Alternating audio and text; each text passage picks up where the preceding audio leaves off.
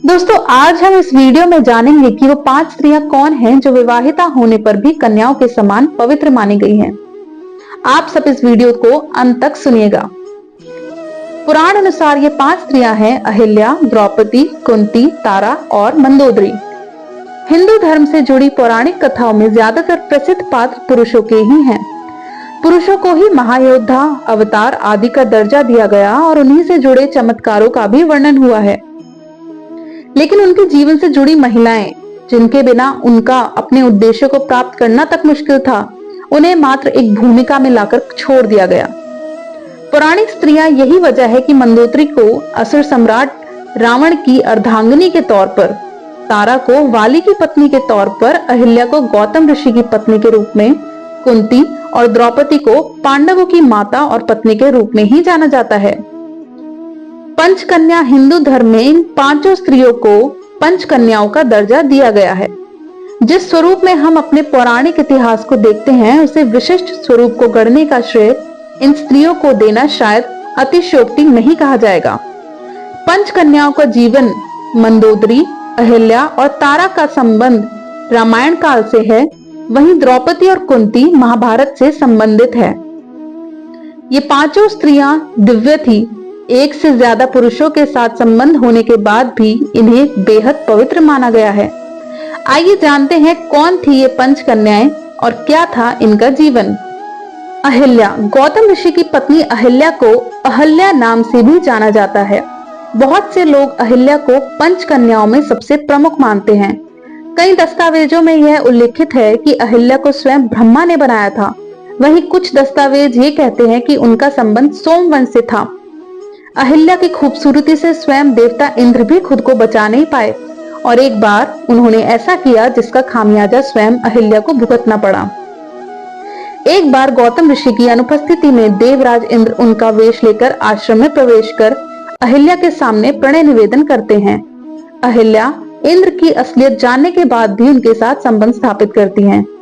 अहिल्या का घमंड कई जगह इस बात का उल्लेख करता है कि जब अहिल्या ये जान लेती है कि उनके पति के वेश में इंद्र उनके सामने प्रणय निवेदन कर रहे हैं, तो उन्हें इस बात पर घमंड होने लगता है कि स्वयं इंद्र उनके प्रति आकर्षित हुए हैं। इसी कारण से वे संबंध स्थापित करने की अनुमति दे देती हैं। वहीं कुछ दस्तावेज ये कहते हैं कि देवी अहिल्या ने इंद्र को अपना पति मानकर ही उनके साथ संबंध स्थापित किए थे। जब गौतम ऋषि ने इंद्र को अपने ही वेश में अपने आश्रम से निकलते हुए देखा, तब वे सारी बात समझ गए।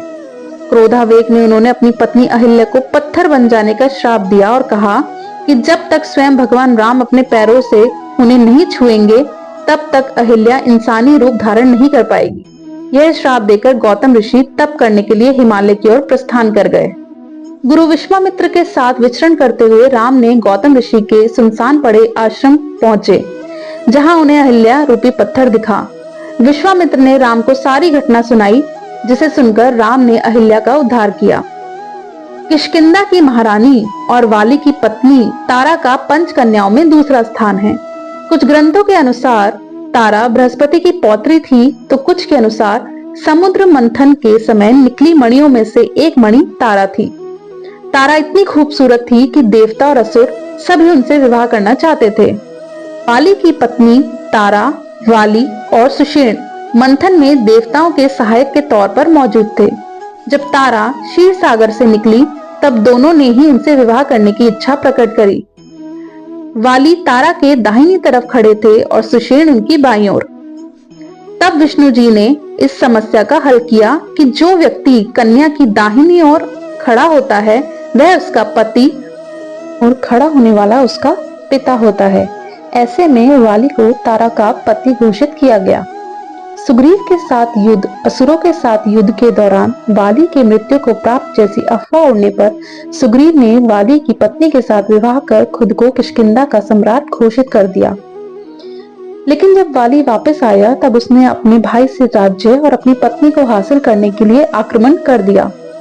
वाली ने सुग्रीव को अपने राज्य से बाहर कर दिया और साथ ही उसकी प्रिय पत्नी रूमा को अपने पास ही रखा।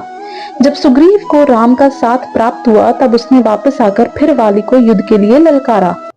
तारा समझ गई कि सुग्रीव के पास अकेले वाली का सामना करने की ताकत नहीं है, इसलिए हो ना हो उसे राम का समर्थन प्राप्त हुआ है। उसने वाली को समझाने की कोशिश भी की, लेकिन वाली ने समझा कि सुग्रीव को बचाने के लिए तारा उसका पक्ष ले रही है। वाली ने तारा का त्याग कर दिया और सुग्रीव से युद्ध करने चला गया। वाली का कथन, जब राम की सहायता से सुग्रीव ने वाली का वध किया तो मृत्युशैया पर रहते हुए वाली ने अपने भाई सुग्रीव से कहा कि वे हर मामले में तारा का सुझाव अवश्य ले। तारा के परामर्श के बिना कोई भी कदम उठाना भारी पड़ सकता है। तीसरा नाम है असुर सम्राट रावण की पत्नी मंदोदरी का, जिसने रावण की हर बुरे कदम पर खेद प्रकट किया और उसे हर बुरा काम करने से रोका। हिंदू धर्म से जुड़े दस्तावेजों में मंदोदरी को एक ऐसी स्त्री के रूप में दर्शाया गया है जो हमेशा सत्य के मार्ग पर चली। मंदोदरी असुर राजा मयासुर और हेमा नामक अप्सरा की पुत्री थी।